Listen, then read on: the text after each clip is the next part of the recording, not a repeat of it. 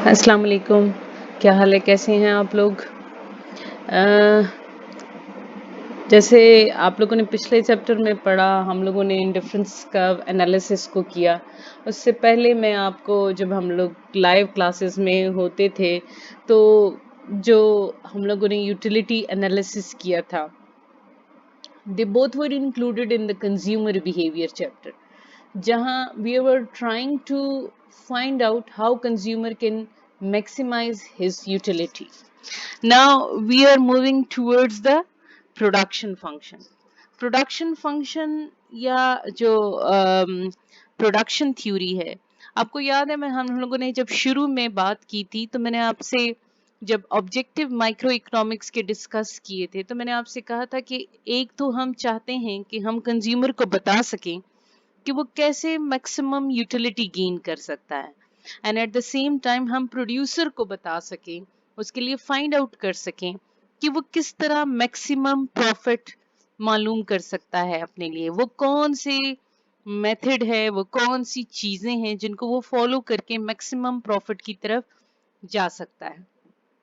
So we have done with the consumer behavior and now we are moving towards the producer behavior.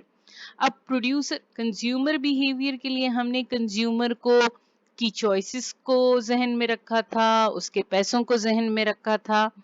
ठीक है, यहाँ जो अब हम कर रहे हैं वो हम अपने प्रोड्यूसर के लिए उसका लाजमी बात है, अगर हम जब भी प्रॉफिट की बात करेंगे तो हम देखेंगे कि उसका खर्चा कितना आया और वो उससे कमा कितना रहा है. अब यहाँ हमारे पास जो मेन चीज है वो ये है कि हम समझ सकें कि what is the cost of production, और रेवेन्यू का मतलब ये होता है कि उससे आमदनी कितनी आ रही है, उस चीज को बेचने से उसके पास कितने पैसे आ रहे हैं. फिर उन दोनों का डिफरेंस हमारे प्रोड्यूसर को गाइड करेगा कि वो उसका प्रॉफिट किस तरह मैक्सिमम हो सकता है. और ये कॉमन सेंस की बात है कि हर प्रोड्यूसर चाहता है कि उसका कॉस्ट मिनिमम हो और उसका रेवेन्यू जो है वो मैक्सिमम हो, और जितना इन दोनों का डिफरेंस ज्यादा होगा उसका प्रॉफिट ज्यादा होगा. अगर तो रेवेन्यू और कॉस्ट का डिफरेंस कम है तो उसका प्रॉफिट कम होगा. ठीक है, सो हम इस सारी चीज को समझने के लिए सबसे पहले कॉस्ट एनालिसिस को समझेंगे, फिर उसके बाद इंशाल्लाह नेक्स्ट जो हमारा लेक्चर होगा वो रेवेन्यू और प्रॉफिट मैक्सिमाइजेशन में का होगा. So today we will start with the cost analysis. अच्छा, कास्ट को समझने के लिए एक चीज जहन में रखें, हमारे पास कास्ट एनालिसिस को समझने के लिए हमारे पास एक है शॉर्ट रन को समझना और लॉन्ग रन को समझना. देखें, शॉर्ट रन जो होता है वो एक छोटा टाइम पीरियड होता है, जैसे 3 महीने. लॉन्ग टाइम पीरियड जैसे साल 2 साल. अब हम अगर खर्चा कर रहे हैं, जैसे मैं कोई भी बिजनेस स्टार्ट करूंगी तो सबसे पहले जो बिल्डिंग बनेगी, जो मशीन खरीदी जाएगी, वो लॉन्ग रन के लिए होगी. ठीक है, फिर अगर मैं मजदूर ले रही हूँ, बिजली ज्यादा खर्च कर रही हूँ, तो वो शॉर्ट रन के लिए भी इंक्रीज की जा सकती है. लेट सपोज मैं आपको एक एग्जांपल देती हूँ. जैसे अगर एक कॉटन इंडस्ट्री में एक बंदा कारखाना लगाना चाहता है, कपड़ा बनाने का कारखाना लगाना चाहता है, वो क्या करेगा? सबसे पहले वो बिल्डिंग लेगा. बिल्डिंग लेने के बाद वो कपड़ा बनाने वाली जो मशीन है, जो कैपिटल है, उसको खरीदेगा. अच्छा, चाहे वो उससे 1 गज कपड़ा बनाए, चाहे वो उससे 1000 गज कपड़ा बनाए, ये खर्चा उसने करना ही है. ठीक है, अब ये उसका लॉन्ग रन का खर्चा है, क्योंकि आगे जाके ये ऐसा नहीं है कि इससे कोई चीज बना लेगा, इससे 2 गज कपड़ा बना लेगा तो ये चीज खत्म हो जाएगी.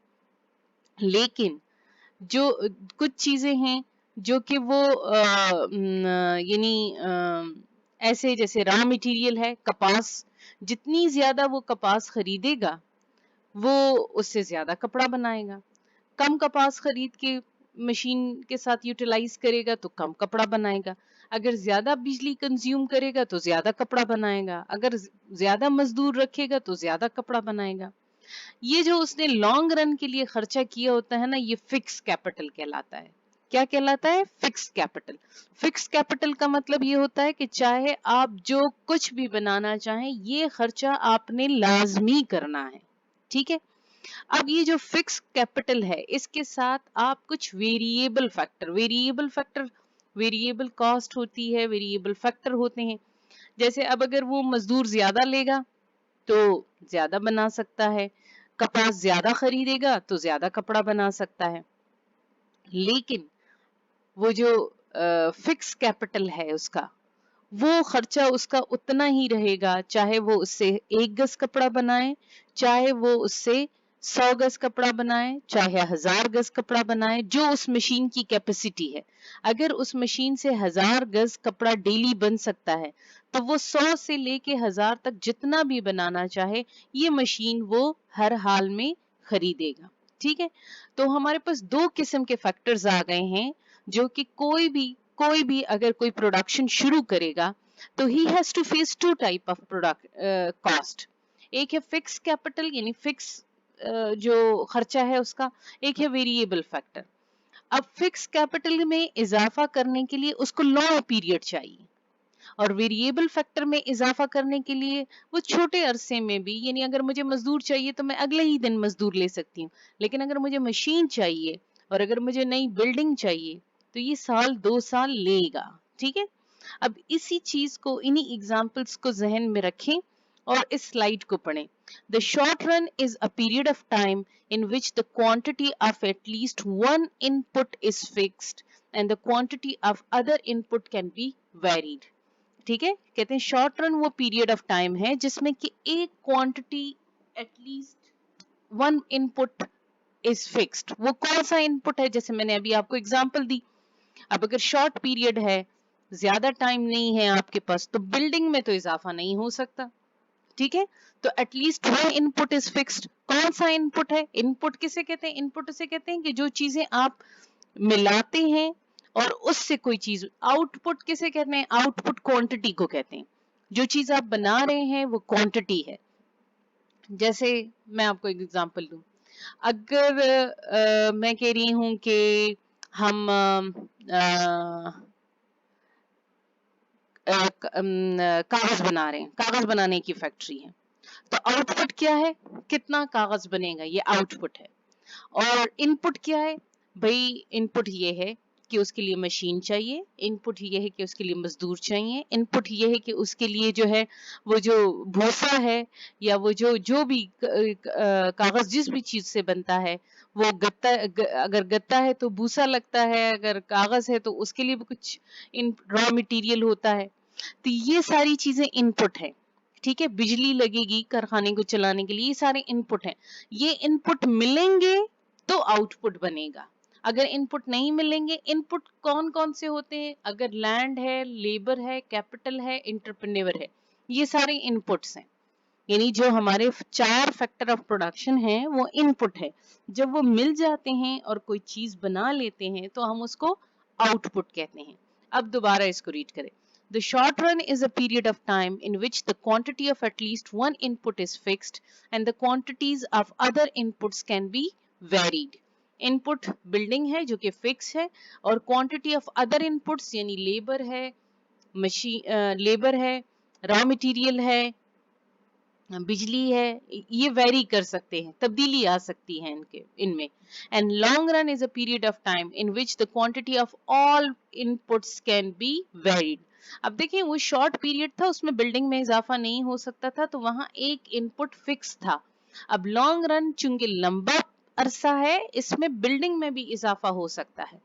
तो जो तमाम इनपुट्स हैं, चाहे वो लैंड है, कैपिटल है, लेबर है, इंटरप्रेन्योर है, वो सब के सब में तब्दीली लाई जा सकती है। And that is the difference between the short run and long run. Short run में क्या होगा? कुछ चीजें फिक्स होंगी, उनमें इजाफा नहीं हो सकता होगा, जैसे मशीन हो गई, जैसे जमीन बिल्डिंग हो गई। और लॉन्ग पीरियड चूंकि बड़ा लंबा अरसा होता है, इसमें हम जमीन की वो भी बढ़ा सकते हैं, मिकदार भी बढ़ा सकते हैं, नई बिल्डिंग भी बना सकते हैं, नई मशीन भी खरीद सकते हैं, ज्यादा मजदूर भी ले सकते हैं, ज्यादा रॉ मटेरियल भी ले सकते हैं, ज्यादा बिजली का भी इस्तेमाल कर सकते हैं। सो लॉन्ग रन में हमारे ऊपर कोई रिस्ट्रिक्शन नहीं है, कोई एक इनपुट भी फिक्स्ड हो। अच्छा, then there is no fixed time that can be marked on the calendar to separate the short run from the long run.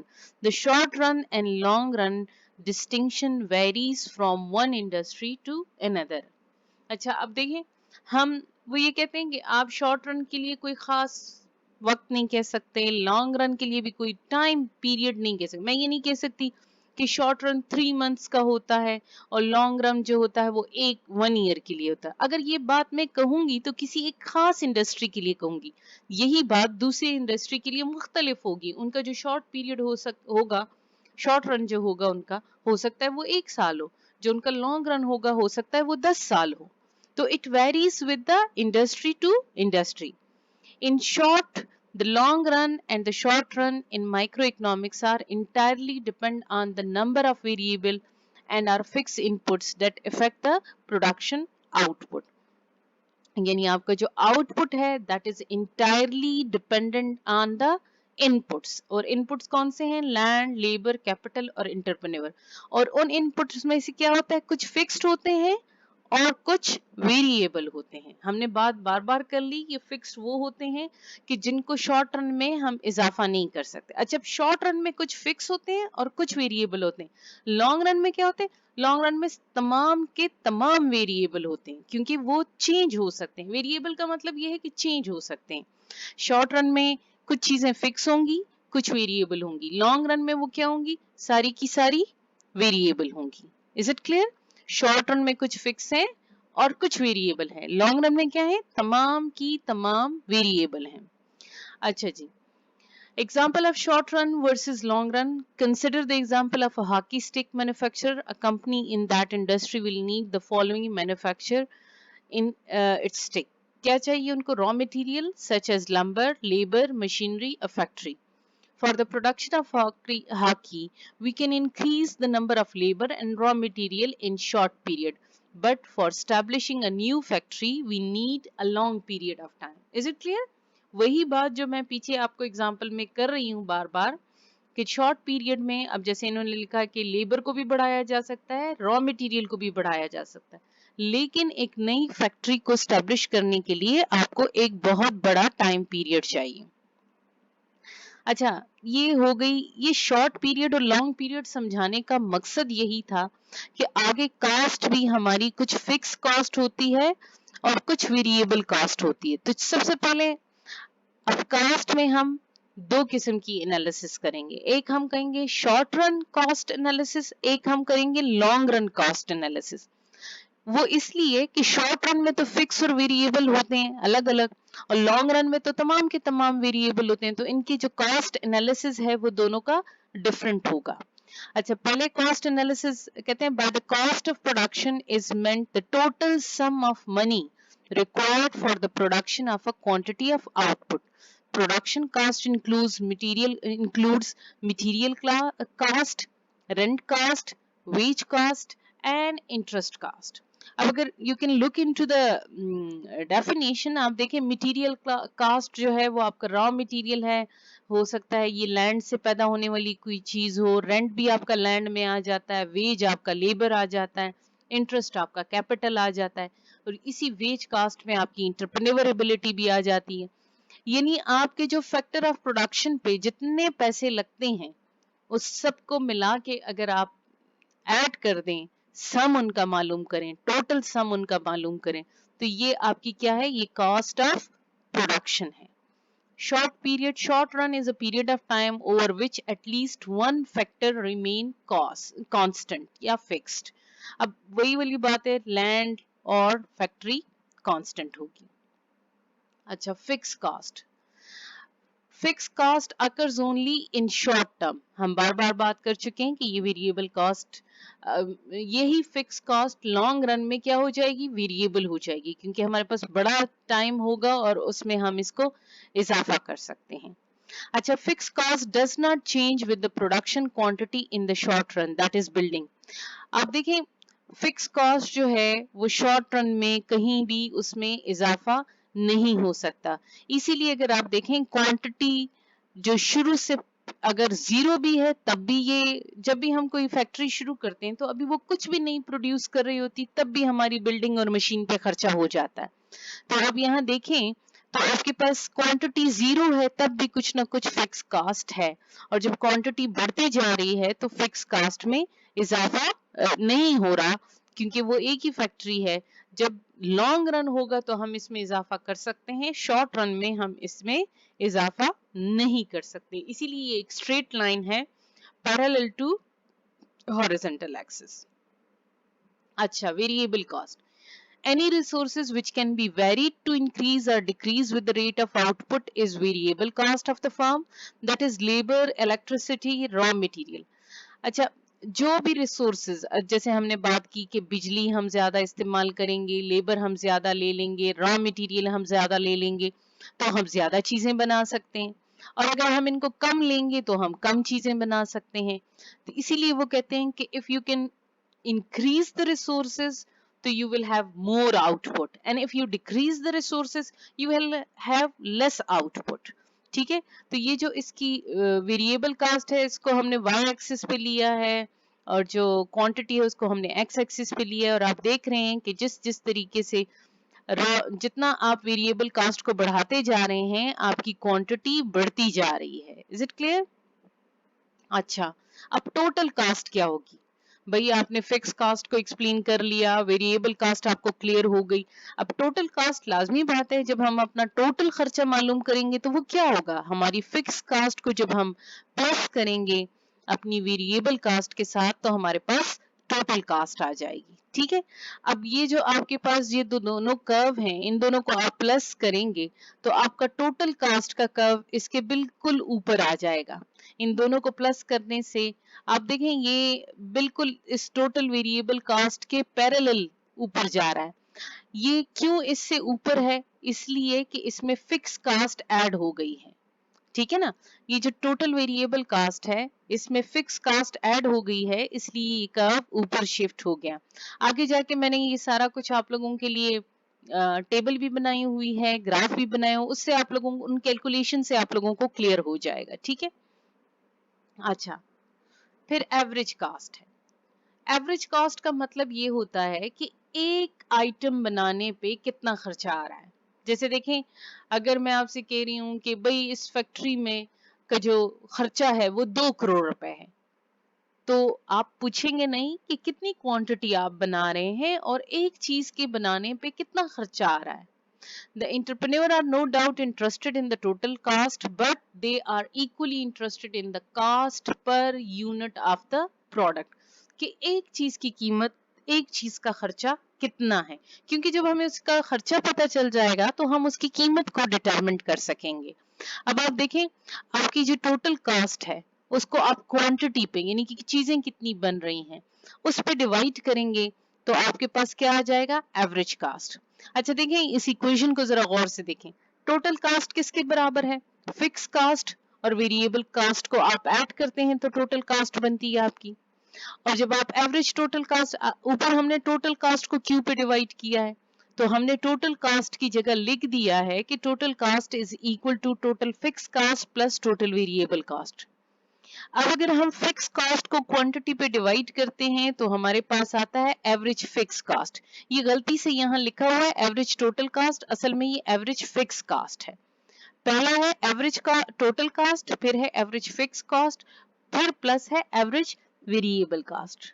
ठीक है, यानी हमने उसी को यूटिलाइज किया है कि भाई हम अगर टोटल कास्ट को हम आगे स्प्लिट करें तो वो कुछ फिक्स कास्ट है और कुछ वेरिएबल कास्ट है, और जब हम उसका एवरेज निकालते हैं तो हमारे पास average fixed cost plus average variable cost आ जाता है। अच्छा, फिर आपके पास average fixed cost refers to the fixed cost per unit of output. आप ये देखें, ये आपके पास एवरेज फिक्स कास्ट का कर्व है जो कि नीचे की तरफ कम होता जा रहा है, होता जा रहा है, होता जा रहा है। ठीक है, वो इसलिए कि देखें, अगर एक मशीन लगी है और हम उससे, उसकी कैपेसिटी है 1000 गज कपड़ा बनाने की, लेकिन हम उससे शुरू में 10 गज कपड़ा बना रहे हैं तो उस पे आने वाला खर्चा इसका मतलब है ज्यादा है। लेकिन जैसे ही हम उससे 100 गज कपड़ा बनाएंगे तो उसका खर्चा कम हो जाएगा, जब हम उससे 800 गज कपड़ा बनाएंगे और कम हो जाएगा, जब हम 1000, क्योंकि वो मशीन जो है वो जितनी ज्यादा यूटिलाइज होगी उतना ही हमारा खर्चा कम होता जाएगा। तो ये एवरेज फिक्स कॉस्ट जो है ये नीचे की तरफ कम होता जाएगा। ठीक है। अच्छा, average variable cost. Average variable cost आपको पता है वेरिएबल कास्ट क्या है? लेबर है, रॉ मटेरियल है। तो हम जितना ज्यादा शुरू में हम आउटपुट को बढ़ाएंगे तो हमारा एवरेज वेरिएबल कास्ट कम होता जाएगा। फिर एक वक्त आएगा, जैसे मैंने आपसे कहा कि मशीन जो है उसकी जो कैपेसिटी है वो 1000 गज कपड़ा बनाने की है। तो अगर वो 1000 गज कपड़ा पूरा हो जाए, वो लिमिट आ जाए, तो उसके बाद क्या होगा? फिर हमें नई मशीन खरीदनी पड़ेगी। तो और इस मशीन की कैपेसिटी पूरी हो जाएगी। तो ये वो पॉइंट होगा जहां एवरेज वेरिएबल कॉस्ट मिनिमम है। उसके बाद अगर हम और मशीन, जैसे देखें 1000 गज कपड़ा बना रही है मशीन, वो और कपड़ा बना नहीं सकती और हम ज्यादा मजदूरों को लें तो क्या होगा? हमारा खर्चा बढ़ना शुरू हो जाएगा। तो उससे ये होगा कि एवरेज वेरिएबल कॉस्ट और कम नहीं होगी बल्कि ज्यादा होना शुरू हो जाएगी। इसीलिए एवरेज वेरिएबल कॉस्ट का कर्व जो है वो यू शेप है। ठीक है। वो यू शेप इसीलिए है कि वो शुरू में कम होता जाता है, लेकिन जब मशीन अपनी कैपेसिटी पूरी कर लेती है उसके बाद वो ज्यादा होना शुरू हो जाता है। अच्छा, मार्जिनल कॉस्ट। मार्जिनल कॉस्ट का मतलब है कि आप जो एक नया यूनिट या एक नई क्वांटिटी या नया आउटपुट, यानी नया यूनिट ऑफ प्रोडक्शन, जैसे मैं अभी आपसे कहती हूँ कि हम 100 पर्स बना रहे हैं एक फैक्ट्री से, जो 101वां या 101 मैं कर रही हूँ, उससे कितना मेरा खर्चा आएगा, उससे कितना मैं ज्यादा प्रोड्यूस कर सकूंगी। ठीक है। ये सॉरी, उस पर मेरा कितना ही कास्ट आएगी, that is consider as a marginal cost. Marginal cost is defined the cost that result from the unit change in the production rate। ठीक है ना, कि एक यूनिट में कितनी एक यूनिट ज्यादा बनाने से उस पे खर्चा कितना आ रहा है, that is called marginal cast. एक नया यूनिट बनाने से उसकी जो प्रोडक्शन कास्ट है उसमें कितनी चेंज आ रही। Marginal cost is defined as the cost that result from a unit change in the production rate। Marginal cost is equal to change in total cost divided by change in quantity। ठीक है ना, कि हमारे पास कितनी quantity, total cast में कितनी change आ रही है अगर हम ज्यादा क्वांटिटी को प्रोड्यूस करेंगे। Is it clear? अच्छा, अब ये आपके पास है short run analysis, short run cost analysis.